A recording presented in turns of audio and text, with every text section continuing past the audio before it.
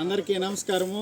ముఖ్యంగా ఈరోజు కేంద్ర ప్రభుత్వం ప్రవేశపెట్టిన బడ్జెట్లో ఆంధ్రప్రదేశ్ రాష్ట్రానికి మరియు ఆంధ్రప్రదేశ్ రాష్ట్ర రాజధానికి 15,000 కోట్లు కేటాయించడం ఆంధ్రప్రదేశ్ రాష్ట్ర ప్రజల 5 కోట్ల రాష్ట్ర ప్రజల నమ్మకాన్ని ఒమ్ము చేయకుండా నరేంద్ర మోడీ ముఖ్యంగా గుర్తించి ఆంధ్రప్రదేశ్ అభివృద్ధికి యువత, విద్యార్థులు మరియు స్త్రీలకు అనేక రకమైన బడ్జెట్లో అనేక రకాలుగా కేటాయించారు.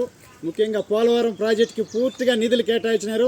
అలాగే చెన్నై నుంచి విశాఖపట్నం వరకు ఇండస్ట్రియల్ కారిడార్ ఒకటి, హైదరాబాద్ నుంచి బెంగళూరుకు ఇండస్ట్రియల్ కారిడారు, వెనకబడిన ప్రాంతాలైన రాయలసీమ, ప్రకాశం జిల్లా, ఉత్తరాంధ్రకి పూర్తి స్థాయిలో సహాయం చేస్తానని చెప్పడం మరొకసారి గర్వనీయంగా ఉండి ఆంధ్రప్రదేశ్ రాష్ట్ర తరఫున బీజేపీ కార్యకర్తలు ఇంకా తలెత్తుకొని తిరగచ్చు. ఎవరు ఏమడిగినా చేసే పరిస్థితి దేశంలో ఆంధ్రప్రదేశ్ అంటే అన్నపూర్ణగా పేరు పొందింది. అదేవిధంగా అన్నపూర్ణగా ప్రతి ఒక్క దేశ ప్రపంచానికి మొత్తం గర్వించేలాగా అమరావతిని నిర్మిస్తామని చెప్పి మరొకసారి తెలియజేస్తూ 2028 సంవత్సరంలో మరొకసారి మోడీని ప్రధానమంత్రి చేస్తామని చెప్పి తెలియజేస్తున్నాం.